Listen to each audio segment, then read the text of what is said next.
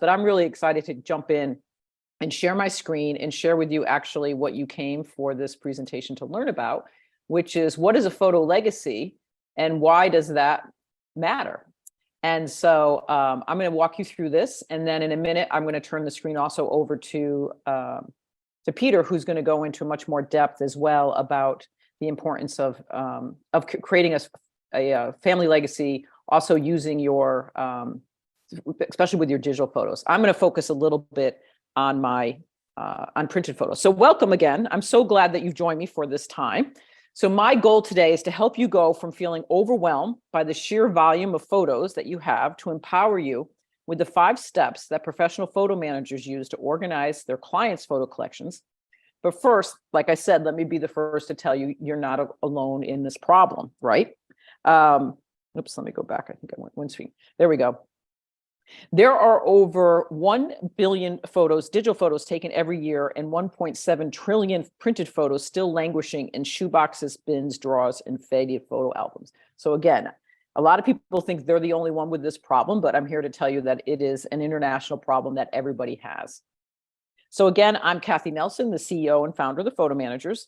We are a global educational association that offers classes, an annual conference, professional certification, and a really supportive, engaged community to the growing career of professional photo organizers.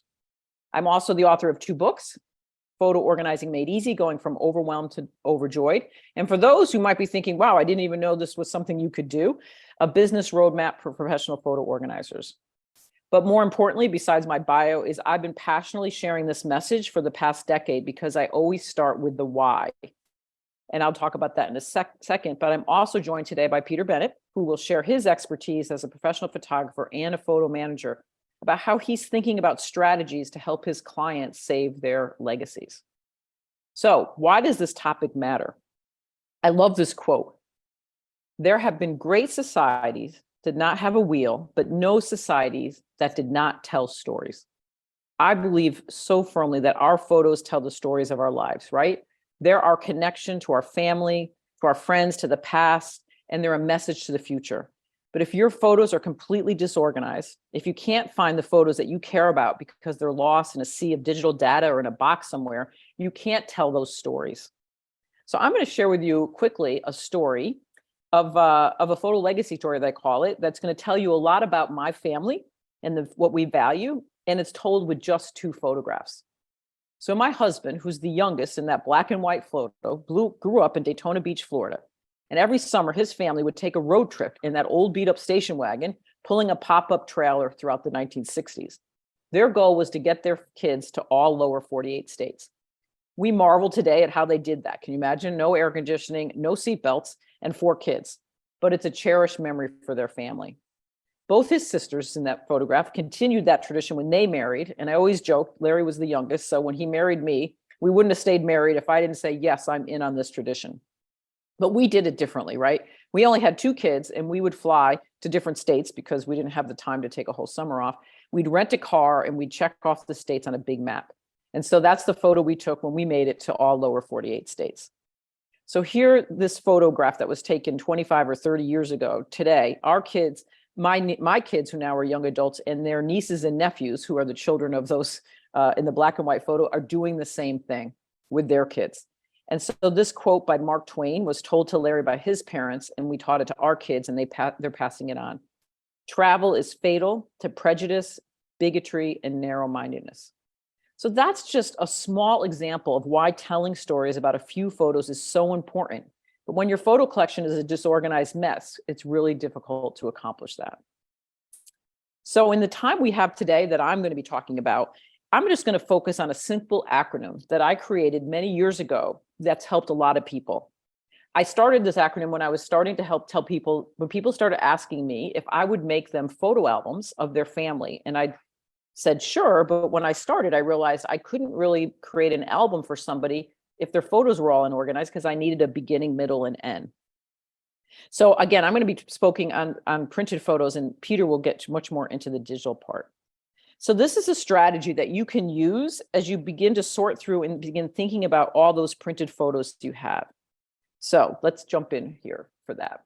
The first thing that you're going to need, if you're going to go and pull out those old boxes of photos and albums and things like that to go into this process, there's a few tools that will really make this easier. Dental floss or a craft spatula can really help you get photos that are kind of long adhered into those magnetic albums that are in old scrapbooks. A notebook and camera is going to come in handy, especially if somebody took the time to make some information about those photos in the margins of the books and things. You're going to want to capture that. Gloves and a mask. And today it's much easier. Most of us probably still have masks hanging around from the pandemic. But a lot of times, if those photos have been stored in old boxes and in your garage and in the basement, they're going to have a lot of mold on them. And you're going to find yourself sneezing, and it's really kind of messy. And also there's a lot of dust. We recommend that you have sticky notes and index cards, again, because you don't want to repeat this process. You want to do it once. So we recommend that you take the time to make some notes on the index cards or things so that you're identifying who you know in those photos, because that's a big issue for people. A lot of times they inherit boxes of photos and they don't know who's in the photos, and it can be really a troublesome experience. We recommend that you have a series of boxes. They don't have to be archival. You want at least 4 large tubs or boxes, depending how many photos you have, and a garbage bag, which I'm going to talk about in just a second. So when you're going through what we call this ABCs, when you're looking at those photos, right, you want to ask yourself, is the photo that you're looking at album worthy? Those pictures are the best of the best, right? Those are the ones that are going to belong in an album. Whether you put them in an album or not doesn't matter as much, but those are the ones that you're going to mourn if you lost those. They're the photos that you're going to want to scan, you're going to want to back up, share, and display with other family members. It doesn't, like I said, doesn't mean that you're going to put them in albums, but it means that they're album worthy. So as you come across those A photos, you're going to have your containers listed A, B, C, and S. You're going to want to start adding those photos into that A pile, and make sure that you're doing some identification, whether it's with an index card or a sticky note, so that when you go through the process of scanning those photos, you can have like a place card that tells you, these photos were from the blue album, that my parents made in 1955, right? You can scan that along with the photos so that you have a place mark, so you know who's in those photos and what those photos are. The B is the photos that really support the A photos, but you're really not sure. So this is always so troublesome for even me, even when I'm going through my digital photos and I'm trying to, delete my photos off my camera roll, because, now, I took my 92-year-old mother to lunch last week, and or to dinner with my nephew and my husband and I thought, I better capture this moment. My gosh, she's 92. And so we handed my phone to the waiter, and he said, well, let me take a few. And, I looked at my camera roll, and I think he probably took 20 because he was able to. And then I had to look at those closely and decide, which one is the best one of these 20, which is tedious. But we did the same when we were taking printed photos, but in analog photos, but we were much more selective, right, in how many photos we took, because it was expensive. But this, so these are the photos that you don't want to quite say they're an A photo, but they're kind of the secondary ones. You're not ready to part with them, but you don't think that they necessarily belong in the A. The good news about this B box, or whatever they call it, the box, is that I suggest that you write a note. If once you put all these in there, you write a note and you say, whoever opens this box after I'm gone has my permission to throw these photos away. Because so often people inherit boxes of photos and they feel this overwhelming sense of guilt, and they don't know who was in the photo. So you're kind of jumping ahead of that. And maybe you'll do something with these B photos someday, maybe you won't, but it gives you that peace of mind knowing that those photos still exist somewhere. Because now we're going to talk about the C part. It is critically important to curate your photo collection by tossing photos, printed photos, again, analog photos, into the trash can. And we really suggest that you be diligent in this, because your collection is filled probably with doubles and triples and really, really bad photos. So if your photos don't fall into the A or B category, it's a C photo. My goal is, when I work with people who want to do something with their lifetime of photos, is the 80-20 rule. You want to eliminate at least 80% of those photos and keep the 20% best, because nobody really wants to look at all the photos that you've ever taken. And some hints on what to discard is we recommend, scenery shots. Now, again, if you're a professional photographer or you're an amateur photographer who loves taking photos because of the joy of the art of photography and changing the lighting and things like that. You're going to think a little differently about this. But for your average snapshots that we tend to take, often the sunsets and, we go on a vacation you go to Rome and you have 25 photos of the Colosseum. I mean, we really recommend to narrow that down to maybe one photo, because you don't need 25 photos of the Colosseum, right? In your collection, you're really interested in, talking about what you really want is to share the story about what that trip to Italy was like, or what that trip to the beach was like, or why you're a family that loves to celebrate. And we'll talk about that in a minute here, because this is the really critical piece of this ABC is the S. Does the photo tell a story? Those are the pictures that play a significant role because they're illustrative about what you care about, right? The stories, like I was mentioning in those photos. Maybe it's a photograph of your dad with this really silly face that when you were a teenager made you crazy that he had that face, but now you'd give anything to see that again, right? That becomes an S photo. Or it's a picture of your home growing up, and there's today, if you took a photograph, that little sapling in front of your home is now that towering tree. Those are interesting stories that you want to keep. Old cars, the licenses, what your street looked like, those are things that tell a story about your life, and those are the ones that you really want to keep, and they go back into that A pile. So they don't have to be a perfectly composed photograph. You're asking yourself, does that tell a story? And so you can either put them in the A or keep them in the S bin, where you're going to start thinking about what it's like to tell some of those stories. And today there's so many amazing ways, once your photos are scanned, that you can tell stories. Everything from digital photo frames that are very popular for people with Alzheimer's, or seniors, as they're starting to lose their memory. There's been all sorts of studies about the value of looking at photos in memory care. You can put them in albums. Today, you can blow them up into frames. I mean, you can put them on a blanket. There's just so many things that you can do with those photos today that we couldn't do that. But you just need to have the photos that you care about, that you're doing that work with. And so the last thing I like to talk about is, a lot of us have these rules in our head, like I can't throw away photos, or I have to organize my photos chronologically. And so I'm here to suggest that, yes, you can break the rules. We tend to live in date order. So today that I happen to be doing this presentation is actually on a Tuesday, which means, Friday's coming, Mother's Day's coming, it's early May. And so I'm living in date time order, right? But I remember more thematically. If I think back about my own mom and then myself when I became a mother, if I'm using Mother's Day because it's May as an example of that, I'm thinking a lot about those experiences, what it felt like when my kids were babies, what it feels like now that they're young adults, what it feels like my son's getting married and I can't wait, maybe the day will come, well, I'll become a grandma, right? All that's tied into this feeling of Mother's Day. Those are the events. So you can organize your photos and think about your photos more thematically than you have to always think about them in terms of a chronological order. And today, fortunately, you can add change the metadata, add the correct dates and things to your scanned photos. Your digital photos are already tagged with the correct dates, as long as you have your camera setting correctly. And so, but people are much more interested in viewing photos thematically.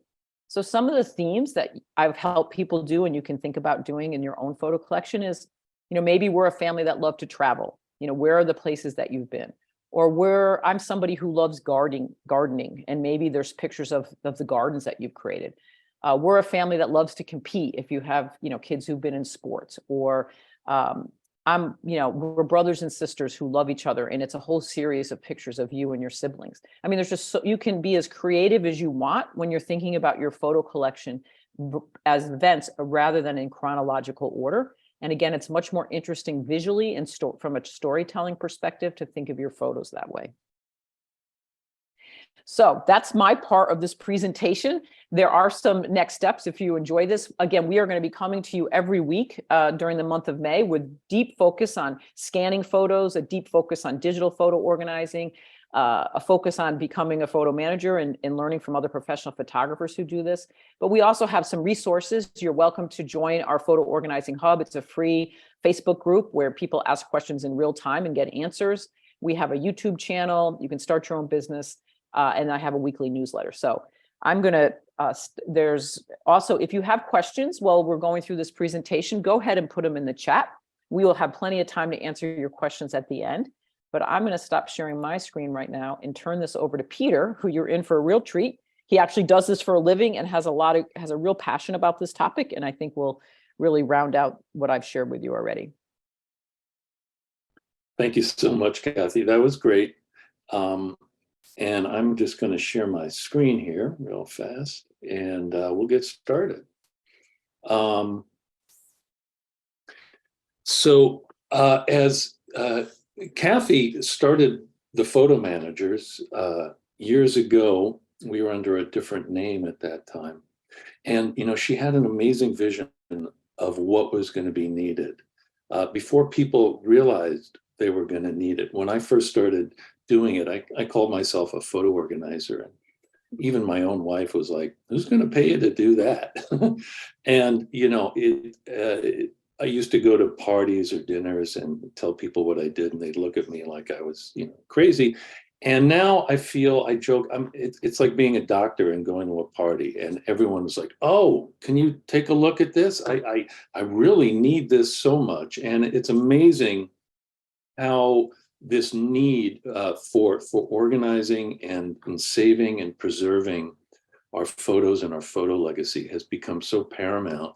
And I think it's for a number of reasons, which we'll kind of talk about as we go forward. So I'm going to get started here. I have been a professional photographer for probably over 30 years, over 40 years, maybe at this point. And I, was really so happy to be here on B&H. I've been shopping at B&H since they were a store on 17th Street. I used to go in there all the time. I lived near the photo district, and B&H was the go-to place. So it's really great to be here and to be participating in this thing. And back in those days, in the 80s and 90s, well, more in the 90s, I started running a photo agency. And we were pretty much all digital by the time we kind of crossed into the 2000s. And I managed thousands of digital images, but and everything was meticulously organized and keyworded and captioned. And then I looked at my own family photos and I realized it was a complete mess.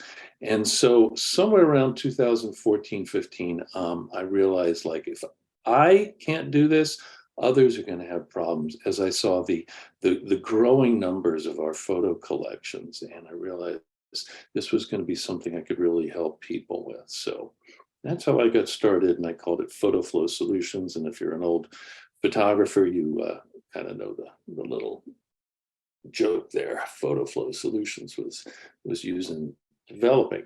So what is a legacy?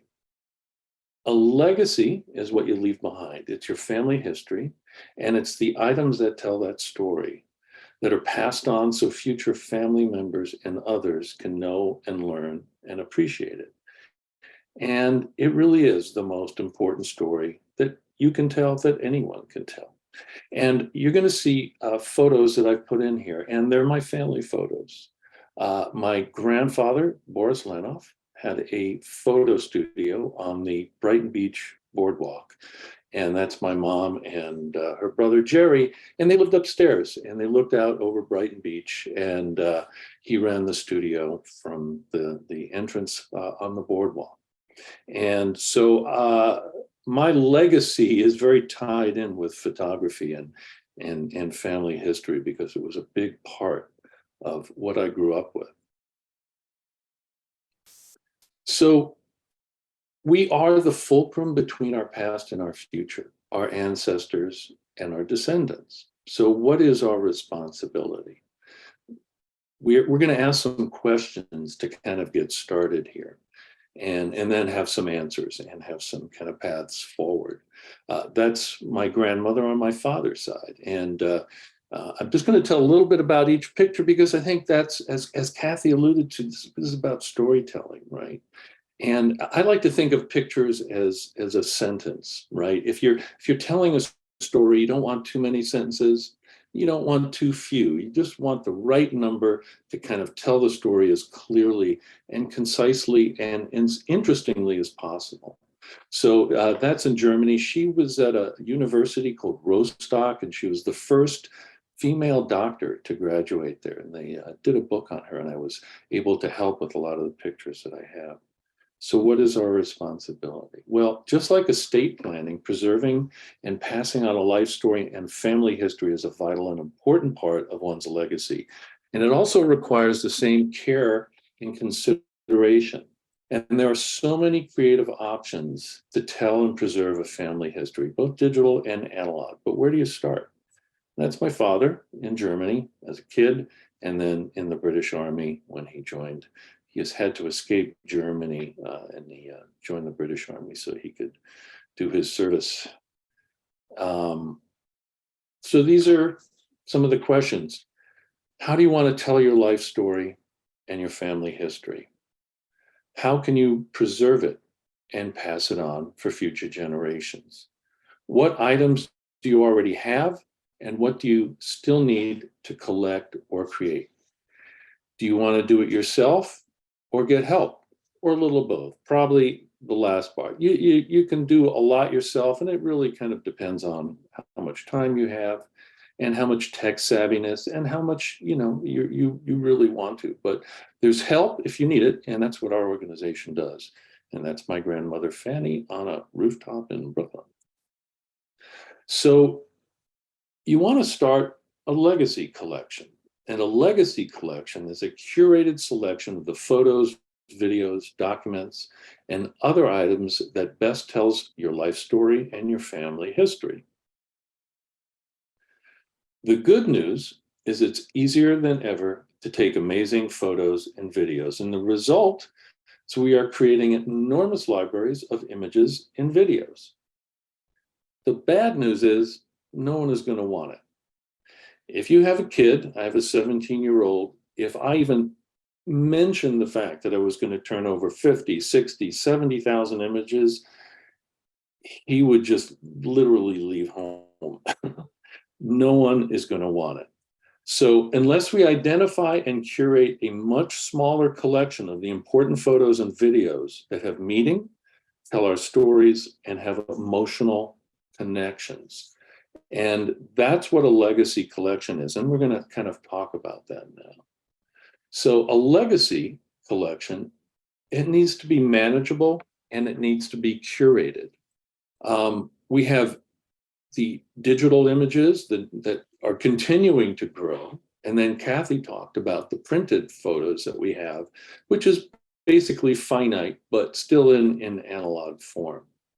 And so the idea is that we are going to start to curate it. We're going to create this thing called a legacy collection, which is really a smaller number of images and items which we'll go through that tell your life story and your family's history, and I include that. So one of the things that I talk to my clients about, because they really think, well, I'm just going to pass on thousands of pictures of me and my kids and this and that.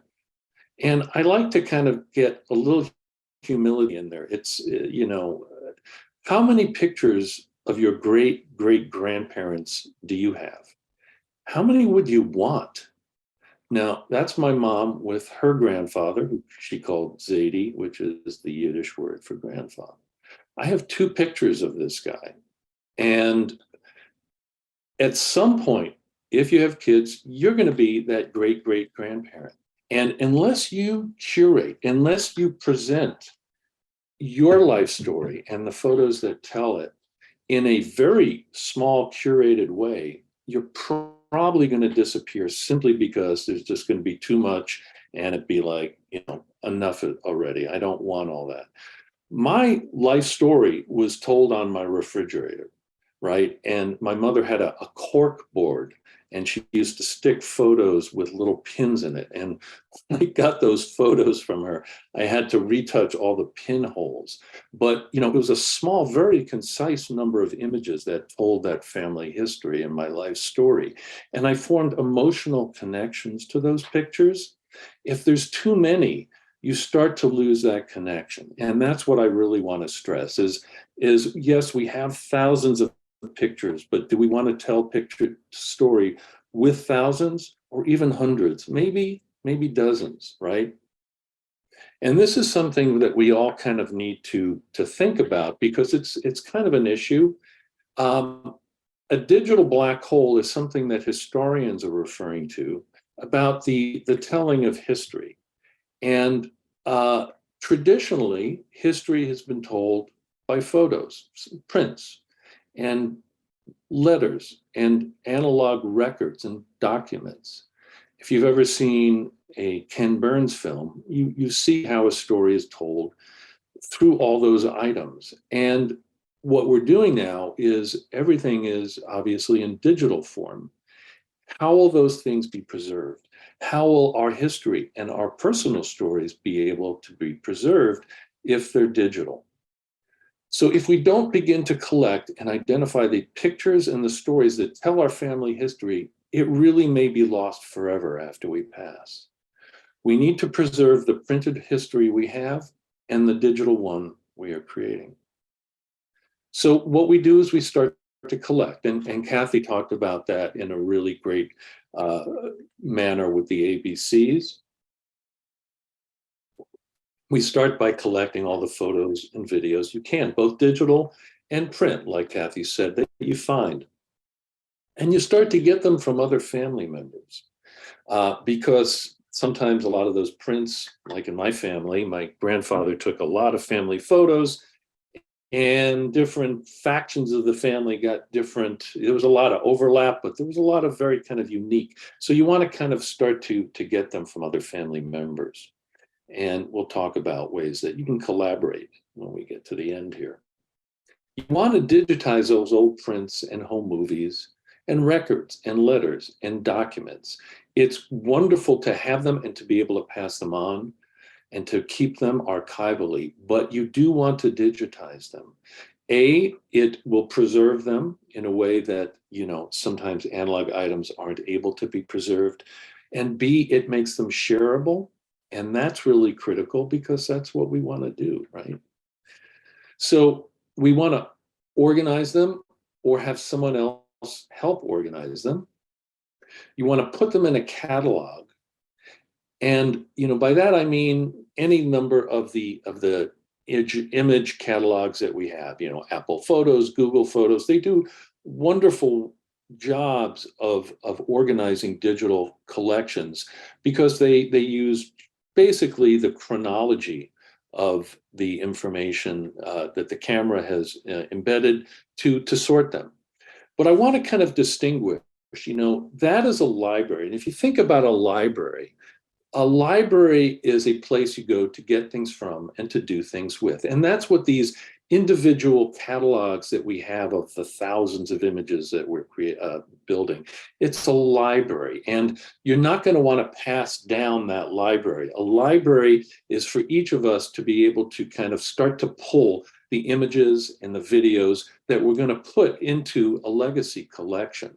And a legacy collection can either be within that library, as long as it's really clearly identified, or it can be pulled out. Sometimes we may want to just kind of export and extract those images so we have them kind of safely stored somewhere else.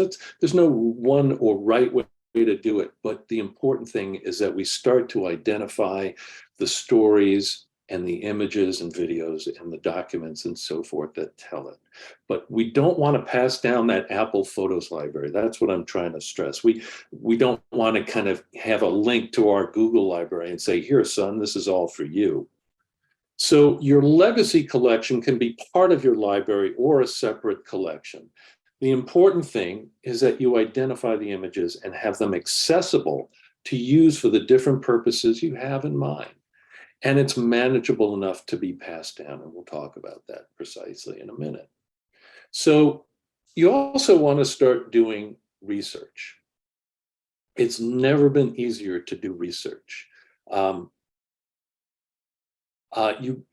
also want to create things that you can add to the story. So I recorded my mother. She passed away a couple of years ago. She was 99, but about 10 years ago, I recorded her and I asked her questions about growing up in Brooklyn and Brighton Beach and so forth. I did it for myself, and I plan to do it with a few other immediate family members. And these are great things that you can use. In a second, I'll tell you how I used mine. Record oral histories, and you can do that. Remember, you can do this actually through Zoom. So you can videotape and record oral histories or video histories with family members, in other parts of the country or world through Zoom or any of the other apps that are able to do that remotely. And oral histories don't even have to be the person telling their life story. Sometimes it's really cool to have like old letters and have family members read those letters like they're the person. And it's really powerful to have oral recordings, as again, I'll tell you in a minute how I incorporated that. You want to write down stories and have other family members write down theirs. You want to research old records. There's so many ways to do that. Genealogical sites, the family search website, which is the Church of Latter-day Saints. And you don't have to be, I am not a Mormon, I trust me, but they have family records of everybody. It's an enormous, and it's free, and it's a great way to do research. Create a timeline. This is fascinating. Start writing down a timeline of your life and then of other family members. It's really kind of remarkable, the clarity you get when you start to kind of put dates and times to events and see it in this kind of linear fashion. Create a family tree, and you can do that with any number of apps that are out there. And then, as I said, research genealogy. So once you have this legacy collection, once you've started to identify and have these images, these documents, these videos, you can do all sorts of kind of creative things.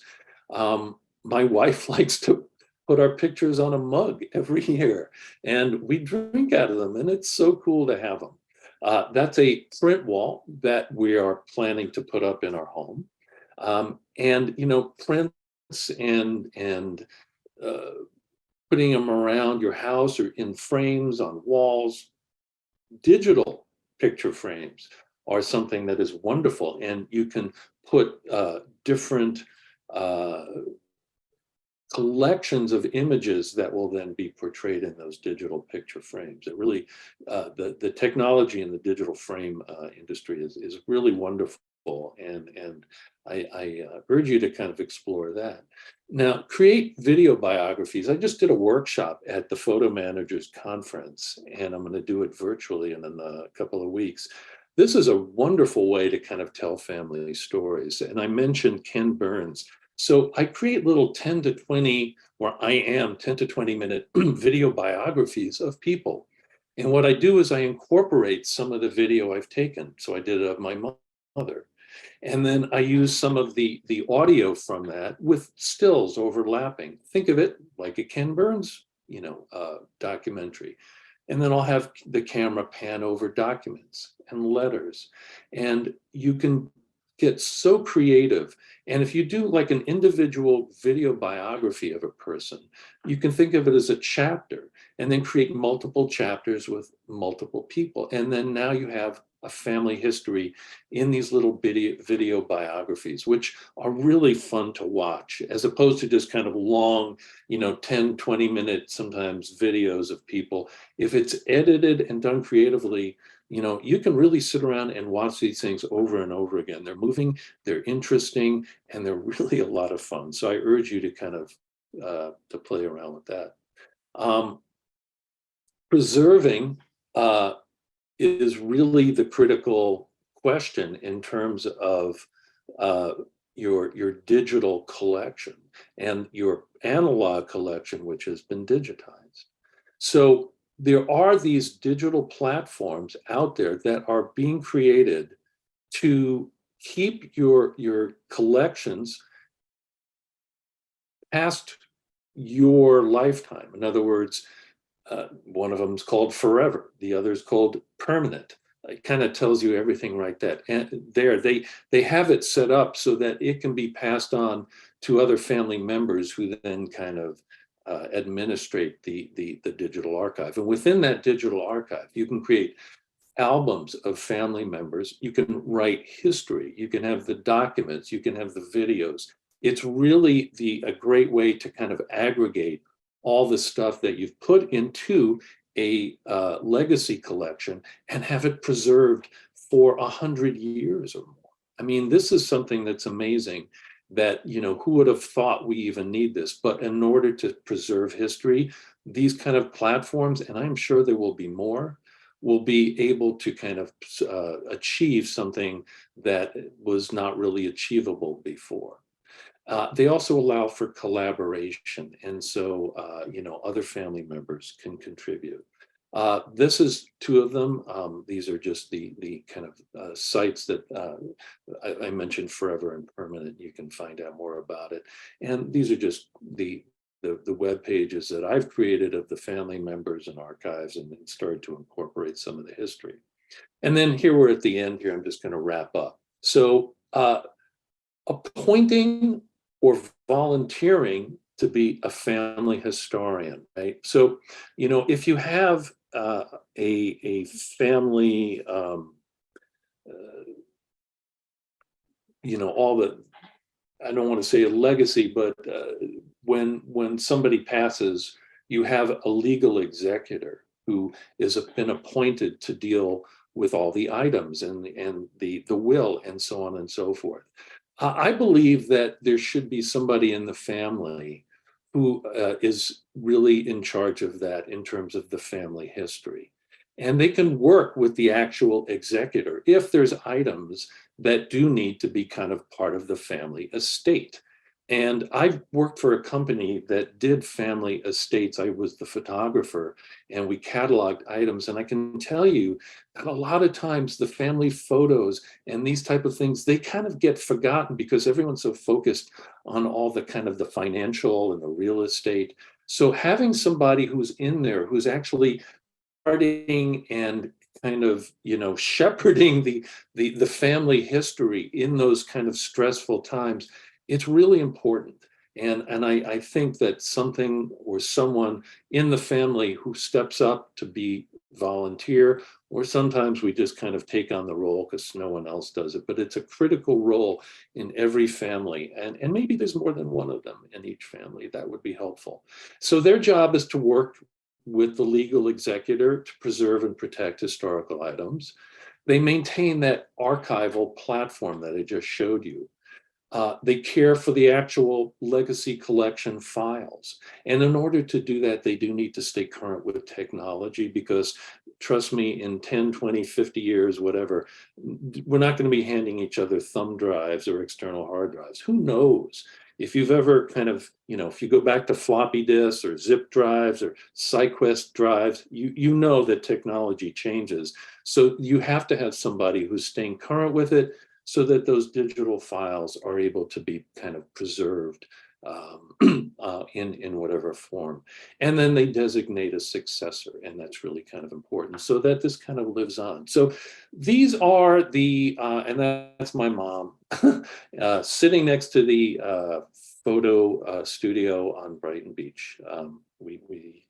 She had a wonderful life on the beach there, and I'm so grateful to have all the items that recorded her life and my father's life and my children's life that I do, and how important it is to kind of maintain it and preserve it.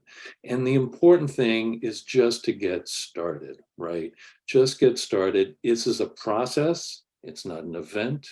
And, don't let the perfect get in the way of whatever the cliche says. But I think you understand. And that's me with Tony Bennett in San Francisco in my hippie days. And I love to kind of be able to show this stuff and to preserve it. And I hope that you do too. I hope this was helpful, and I'll kind of turn it back to you. Thank you. Thank you, Peter. That's so, that it's so important, that piece that you're talking about, the your legacy, who's going to have access to those photos. And we realize more and more with privacy issues and all the things that are happening, that this is a rapidly changing scenario. And I think it's something that's just in the early stages where people really need to be paying attention to where your assets, your photo assets belong, who owns them, who has the rights to those. And I love seeing your pictures of your family. So that's just always so inspiring to get this work done. So Derek, are you if there's questions come in or comments from anybody about what we've been sharing today so far. Well, I'm going to get the conversation started here. That was great. You guys had me like really just sitting here and thinking and bringing up topics and little nuggets of information that we don't even think about. And I think, Kathy, you just hit the nail on the head. It's so rapidly changing. Yeah. If you look at, I mean, back in the day, it was easy. It was like you printed photos. It went in either one of two places, a shoebox or an album, or it went in an album, then the album went in a box. And now there's so many other things to worry about. It's like the memes that go around where it's like when we were kids, we maybe had 12 pictures and I've taken 200 pictures of my son in the last 30 minutes. So it's now like the archival aspect it's gotten so much better, but it's also gotten so much more complicated. So I'm going to invite all the viewers, if you guys have any questions, now is the time to get them in. But what have you guys found is the most difficult step? And I say that because I'm sitting here and every day I'm one of those, I'll start Monday and I'll start key tagging my images and I'll start organizing better and I'll start backing up, and you never do it until you have a hard drive crash or you need to find an image to submit for an article and you don't know which of your 17 hard drives it's on. And this, what do you guys find what is it that gets in the way of people really managing their images? Is it time, or are we making excuses for ourselves? I can share my thought and then I can let Peter share his. I think, well, the first thing we didn't go through the 5 steps, but over this next month of presentations, we're going to talk a lot about this. I think having a goal, like it's like there's a saying, you can eat an elephant one bite at a time. It's the same idea. Like if you think about if you had 1 month to get one part of your photo life in order, which piece would matter the most to you? And then start there. Is it the photographs of your children? Is it the photographs of your parents? Because when you're looking at the whole picture, it's daunting. There's no question about the fact that it's daunting. Peter, would you have any different point of view about that? Well, not different. I think most people, when they're thinking about this, they bring a certain anxiety to it. In other words, it's like, I have to get organized. I have to do this. Right. And, one of the reasons I started thinking about legacy is like, we don't get organized just for the sake of getting organized, right? If we think of this as like a garage cleaning out, we're never going to want to do it. And so what I tell my clients is, think about why you're doing this and don't be afraid to go down the memory lane rabbit hole. Get other family members in there and relive the stories and enjoy the ride to get there. In other words, don't make it about the end goal and how fast you can achieve it. Enjoy the journey, right? Just like this is about exploring your family history. How cool is that, right? And finding out things you will never have known until you start to kind of take these steps. So it doesn't become apparent how enjoyable it is until you start to kind of take those first steps. And another quick thing I do tip, you didn't create this mess or all this stuff in a weekend or in a few weeks. So it's not going to be solved in that time. And I did a call with a woman yesterday who was thinking about joining our association to become a photo organizer. The more questions I asked her, the more it was because she wanted us to teach her so she could do her own photos. And then she talked about her son, these videos of him playing the piano, and she wanted to know, could they be in date order? So I told her everything she wanted could be done. By the time we got off the phone, she was so relieved because I said, why don't you just start with the home movies and do like 10 a month? Like you don't have to, I could tell it was like this revolution. She was thinking she had to spend the money to have every home movie she ever had done, converted immediately. And then I was able to help her realize, like, you can take maybe over the next year, you're going to get this done, right? And you're going to do it piece by piece. So hopefully that's helpful for people as well, to think about it as in small steps. You don't have to do it all at once. Totally. Even just those two, between having a goal, bite size, make it bite size. And then, Peter, I was really big. That just resonated with me, enjoying the trip down memory lane and the rabbit hole, because that's usually where, when I start cataloging and archiving, it ends up in that rabbit hole of like, oh my God, I totally forgot about this time. And then you look through the entire folder and you sit there and it's an hour later and you're reminiscing. That's okay, right? I mean, you slow the process up, but it's what it's about. And the reminiscing is the stories. You're right. You're thinking of it in probably in a story format in some ways, right? Like in your mind. Totally. Yeah. Well, that's where the power is. I think we get caught in, it's like, all right, organization has to just be organization. It's like, no, this is why we do it. We do it because, I tell people all the time, when I take images, it's not for the now, it's for the 30 years later. That building might not be impressive now. That picture of that street corner isn't going to be anything now, but when it's 5 different businesses later and you're talking about it 40 years from now and you're saying, wow, I remember when I used to walk by there every day and it looked completely different. That's where the power is. What I think is really interesting to do is to create a timeline of your life. Like writing that down, you get clarity and memories that really, when we think about our life, we don't think in this kind of linear fashion. So when you see it, it starts to open up a lot of memory doors. And then when you start to see the photos and you start to kind of recognize how, they fit in and where they fit in, it starts to bring back more. And it really creates kind of a perspective that's impossible in any other way except to do it that way, right? Totally. And I want to introduce a question. We had Ed joining us on Vimeo there. Welcome to the live cast. Ed, for a large library, do you recommend iPhoto or something like Lightroom for keywords and searchable metadata? Peter, I'll let you take that.